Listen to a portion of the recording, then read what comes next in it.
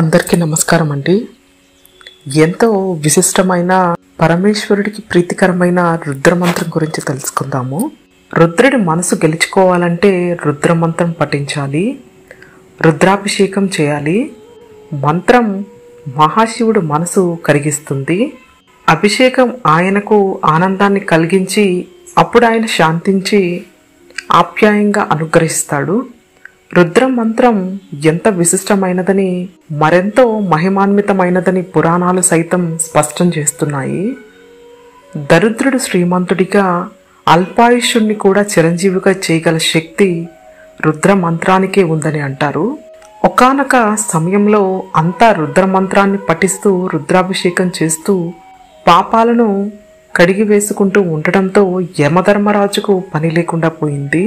దాంతో ఆయన విషయాన్ని బ్రహ్మదేవుడి దృష్టికి తీసుకెళ్లాడు. రుద్ర మంత్రానికి, రుద్రాభిషేకానికి గల శక్తి గురించి బ్రహ్మదేవుడు యమధర్మరాజుకు వివరించాడు. రుద్ర మంత్రంతో స్నానం చేసిన వారి చెంతకు వెళ్లడానికి కూడా యమధర్మరాజు భయపడవలసిందేనని చెప్పాడు. దాంతో యమధర్మరాజు చిన్నబుచ్చుకుని తిరుగుముఖం పట్టాడు. ఇక ఈ రుద్ర మంత్రం ప్రస్తావన మనకు శ్రీ గురు చరిత్రలో కూడా కనిపిస్తుంది. ఒక రాజు జాతకం ప్రకారం తన 2 కుమారులు మరో వారం రోజుల్లో మరణించడం ఖాయమని తెలుసుకుని కుమిలిపోతూ ఉంటాడు.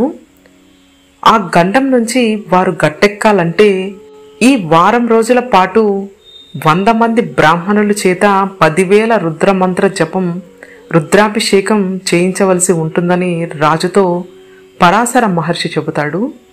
రాజు ఈ విధంగా చేసిన కారణంగా ఆయన కుమారులు గండం నుంచి బయటపడతారు. మహిమాన్వితమైన రుద్రమంత్రం గురించి తనకు తెలియజేసినందుకు, తన వంశాన్ని నిలబెట్టినందుకు పరాశర మహర్షిని ఆ రాజు ఎంతగానో అభినందిస్తారు. భక్తితో రుద్రమంత్రం పఠించడం, అంకిత భావంతో రుద్రాభిషేకం చేయడం వలన అది జీవితాన్ని అత్యంత శక్తివంతంగా ప్రభావితం చేస్తాయి. కోరిన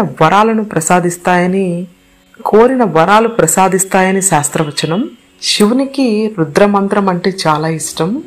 ఈ రుద్ర మంత్రాన్ని రుద్రాభిషేకం సమయంలో పఠిస్తారు. రుద్ర మంత్రాలు యజుర్వేదంలో ఉంటాయి. వీటిని 2 భాగాలుగా విభజించారు. 1 నమకం, 2 చమకం. ఈ రుద్ర మంత్రాలు శివుడు ఉగ్ర రూపాన్ని ప్రశాంతపరచడానికి, శక్తిని పిలిచే ఒక విధమైన మంత్రాలుగా చెప్పబడుతుంది. వేద జ్యోతిష్య శాస్త్రం ప్రకారం సోమవారం ఈ మంత్రాన్ని పఠించడం ప్రారంభించాలని అంటారు. ఎందుకంటే ఈరోజు శివునికి ఎంతో ప్రీతికరమైన రోజు కనుక ఉదయాన్నే స్నానం చేసి శుభ్రంగా ఉతికిన బట్టలు ధరించి తూర్పు దిశగా శివలింగానికి ఎదురుగా కూర్చుని శివలింగంపై గంగాజలం సమర్పించడం ప్రారంభించి బిల్వ పత్రాలు, పండ్లు, పువ్వులు, గంధం మొదలైన వాటిని సమర్పించి రుద్ర మంత్రాన్ని భక్తితో పఠిస్తారని ప్రతిజ్ఞ చేసుకోవాలి. ఈ రుద్ర మంత్రాన్ని 108 సార్లు లేదా 121 సార్లు, 133 సార్లు లేదా ఇలా మనకి నచ్చిన సార్లు పఠించవచ్చు. మీరు రుద్ర మంత్రం ఉచ్చారణకు స్పష్టంగా సరిగ్గా చేస్తూ మౌనంగా మంత్రాన్ని పఠిస్తూ చేసుకోవాలి. రుద్ర మంత్రాన్ని క్రమం తప్పకుండా జపించే భక్తులకు శివుని అనుగ్రహంతో పాటు మంచి ఆరోగ్యం, సుఖవంతమైన జీవితం కలుగుతుంది అని అంటారు. అలాగే అనారోగ్య సమస్యలు, వ్యాధుల నుంచి రక్షణ, ఉపశమనం పొందడంతో పాటు రుద్ర మంత్రాన్ని పఠిస్తే మానసిక ఒత్తిడి, అశాంతి వంటి సమస్యలు తొలగిపోతాయి. రుద్ర మంత్రాలు పఠించడం వలన మన జీవితంలో సకల శుభాలు చేకూరుతాయని అంటారు. కనుక ఎంత విశిష్టకరమైన ఈ రుద్ర మంత్రాన్ని వీలైనన్ని సార్లు పఠించి ఆ పరమేశ్వరుడి యొక్క కృప మనందరి మీద ఉండాలని కోరుకుందాము. ఓం నమః శివాయ. ఓం నమో భగవతే వాసుదేవాయ. గోవింద హరి గోవింద.